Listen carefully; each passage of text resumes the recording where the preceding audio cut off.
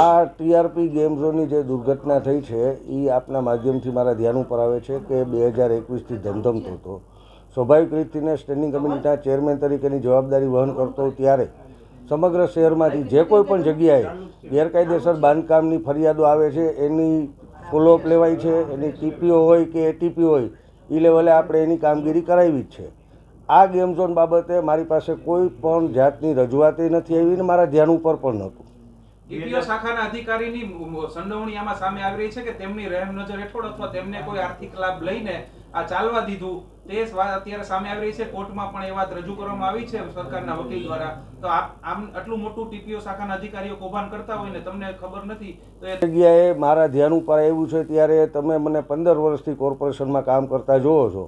એક પણ અધિકારીને ક્યારેય મેં છાવરા નથી અને એક પણ બાબતમાં કોઈ પણ સામાન્ય માણસે મારી પાસે ફરિયાદ લઈને આવ્યો ત્યારે એ અધિકારીને એ માણસની હાજરીમાં બોલાવીને સૂચના આપેલી.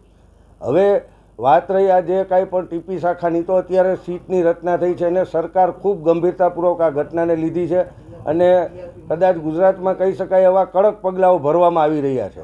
સાથોસાથ આ બધા અધિકારીઓની એસીબી દ્વારા પણ તપાસ થઈ રહી છે. જે કાંઈ પણ સત્ય હશે એ સામે આવશે અને હું એવું માનું છું કે આ દુર્ઘટનામાં જે કોઈ પણ જવાબદાર હોય એના ઉપર એવા કડક પગલાં ભરાવા જોઈએ કે સમગ્ર રાજકોટ કે સમગ્ર ગુજરાત નહીં, આ દેશમાં દાખલારૂપ સજા મળે અને આ પ્રકારના બનાવો બનતા અટકાવવાની જવાબદારી જેની છે એ બધા સતર્કતાપૂર્વક પોતાની કામગીરી બજાવે.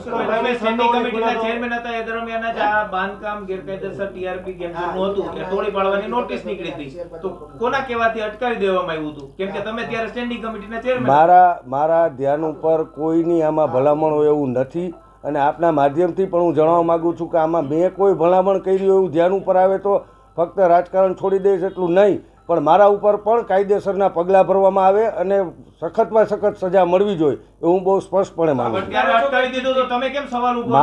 મારા ધ્યાન ઉપર આવ્યું હોત તો ત્યારે મેં 100% પગલાં ભરવાની સૂચના આપી હોત, પરંતુ બહુ સભાનતાપૂર્વક કહું છું કે મારા ધ્યાન ઉપર નહોતું.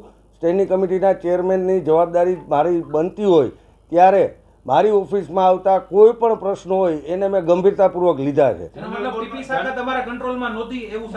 મારા ધ્યાનમાં આવ્યું છે ત્યારે મેં દરેક કેસમાં કેસ ટુ કેસ ટીપી શાખાને અરજદારની સામે બેસાડીને એના રસ્તા કાઢ્યા. ટીપી શાખાએ આપના કંટ્રોલમાં રહ્યા વગર રૂપિયા બેફામ બનાવ્યા છે એવું આના ઉપરથી સાબિત થાય છે. હવે એ તો ટીપી શાખાના એસીબીના બધી તપાસ પૂર્ણ થાય ત્યારબાદ આપણને સત્ય ધ્યાન ઉપર આવશે. સત્તાધીશોને બેસાડવાનો મતલબ શું? જો અધિકારીઓ તો ખાલી અધિકારીઓથી કોર્પોરેશન ન ચાલે, અધિકારીથી કોર્પોરેશન ન ચાલે એટલા માટે આટલા 15 વર્ષમાં તમારા બધાના માધ્યમથી જ તમે એના સાક્ષી છો કે જે કોઈ પણ જગ્યાએ અધિકારીએ ક્યાંય સાચા ખોટું કર્યું હોય કે ક્યાંય ક્ષતિગ્રસ્ત કામ કરી થતું હોય ત્યાં અમે એના ઉપર સખત પગલાં ભર્યા છે અને આ બનાવમાં પણ સરકાર ખૂબ ગંભીરતાપૂર્વક કામ કરે છે. 7 અધિકારીને સસ્પેન્ડ કર્યા છે, આઈએસ આઈપીએસની બદલીઓ કરી છે અને સુભાષ ત્રિવેદી જેવા પ્રમાણિક અધિકારીને સીટના વડા બનાવીને ખૂબ ગંભીરતાથી આની તપાસ થઈ રહી છે અને કડકમાં કડક પગલાં ભરવામાં આવી રહ્યા છે. 2023માં એમડી સાગઠિયાને કાયમી ટીપીઓ બનાવવામાં આવ્યા ત્યારે કોઈ વાંધો ઉપાડ્યો તો કઈ રીતના કઈ પ્રોસેસથી તમે એને?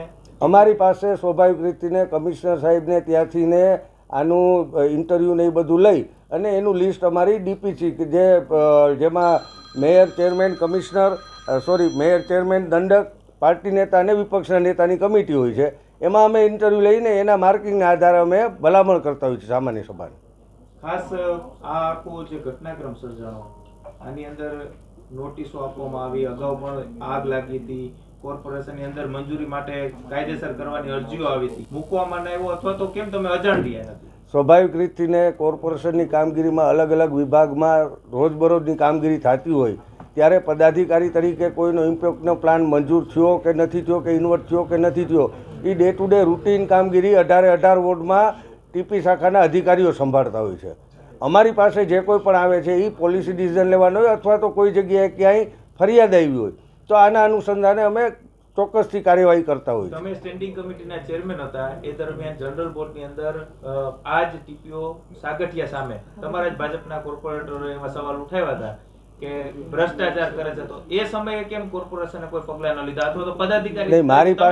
મારી પાસે સાગઠિયા સાહેબે કોઈ ભ્રષ્ટાચાર કર્યો છે એવા કોઈ અમારા કોર્પોરેટરોએ ફરિયાદ મારી પાસે કરેલી નથી. આપની પાસે માહિતી હશે, મારી પાસે કોઈ એકચ્યુઅલી જ્યારે આ ઘટના પ્રકાશમાં આવી રાજકોટની જે કરુણાંતિકા જે બની અને એ વખતના જે પાત્રો જેમની સામે સસ્પેન્ડ થયા છે, જેમની સામે તપાસ થવાની છે, એ પૈકી એક નામ સાગઠિયાનું હતું. એટલે મારી સ્મૃતિમાં અચાનક જ વાત યાદ આવી અને મેં પછી જ્યારે તપાસ કરી ત્યારે મને ખ્યાલ આવ્યો કે આ સાગઠિયાના એક મોટા ભાઈ જે હાલ ગાંધીનગરમાં ટાઉન પ્લાનિંગમાં કોઈ સારા હોદ્દા ઉપર છે, હાલ ચાલુ છે ફરજ પર, એમણે 2012માં જ્યારે અમરેલીનું માર્કેટિંગ યાર્ડ બનતું હતું ત્યારે એ અમરેલી માર્કેટિંગ યાર્ડ માટે જે જમીન ખરીદાયેલ હતી એ લગભગ 80 વીઘા જેટલી જમીન હતી અને એ મોટી જમીન હોવાને કારણે અમુક સાઇઝથી મોટી જમીન એને કરવાના પાવર સ્ટેટ ઓથોરિટીને આપેલા છે. એટલે અહીંથી અમરેલી ટાઉન પ્લાનિંગમાંથી અરજી થઈ, એ નકશા એ વખતે ઓરડામાં આ સાગઠિયાના મોટા ભાઈ ફરજ બજાવતા હતા અને એમની પાસે અમરેલીનો ચાર્જ હતો. એટલે એમણે એ નકશા તો રાખ્યા પણ એમાં નકશાને એપ્રૂવ કરતા નહોતા કોઈ પણ કારણ વગર.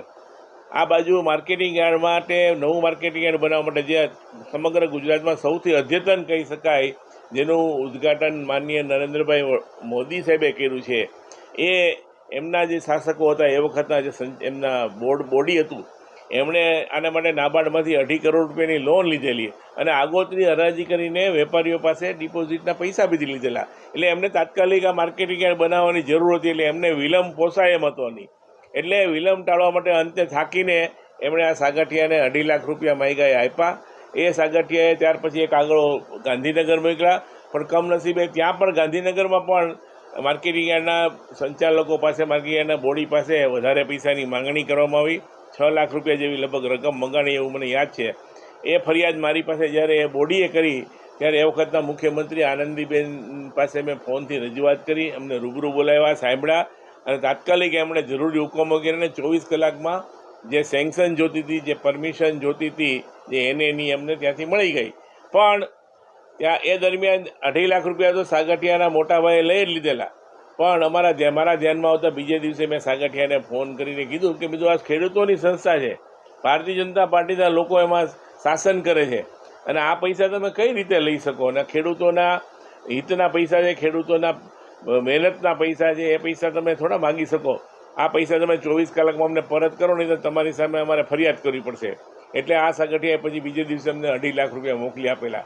આ ઘટના મને એટલા માટે યાદ આવી કે આ સાગઠિયાનું મેં નામ વાંચ્યું એટલે એનો જ નાનો ભાઈ અત્યારે કદાચ રાજકોટ ટાઉન પ્લાનિંગના ફરજ ઉપર હશે ને એમને ફરજ મોકૂફીની એમના હુકમો થયા છે. મૂળ વાત કહેવાની એ છે કે આ ભ્રષ્ટાચાર ઉપર કંટ્રોલ કરવા માટે એ વખતે અમે જે કાર્યવાહી કરી, અમે જે ઉચ્ચ સ્થાને ફરિયાદ કરી અને એને કારણે આ ભ્રષ્ટાચાર અટક્યો. મારો મૂળ કહેવાનો આશય એ છે કે નાગરિકો જાગૃત બને, લોકો જાગૃત બને, નિર્ભય બને અને આવા ભ્રષ્ટાચારીઓને ખુલ્લા પડે. પોતાનું કામ સરળતાથી પતી જવા માટે ઘણીવાર લોકો સહેલો રસ્તો અપનાવતા હોય છે, પણ વિલંબ થાય તો પણ થાક્યા વગર, કંટાળ્યા વગર, જ્યારે નિયમ પ્રમાણે એમની વાત હોય ત્યારે કોઈ મંજૂર ન કરે, એમને ટટરાવતું હોય, એમની પાસે અયોગ્ય રીતે પૈસાની માગણી કરતું હોય તો એમની સામે અવાજ ઉઠાવે. આપણે ત્યાં વિજિલન્સ ડિપાર્ટમેન્ટ, એસીબી ડિપાર્ટમેન્ટ બધા ચાલે જ છે, એમની પાસે પણ ફરિયાદ કરી શકાય. આમ નહીં થાય ત્યાં સુધી આવા ભ્રષ્ટ લોકો પોતાનું કામ કરાવી રાખશે અને પોતાના ખિસ્સા ભરે રાખશે.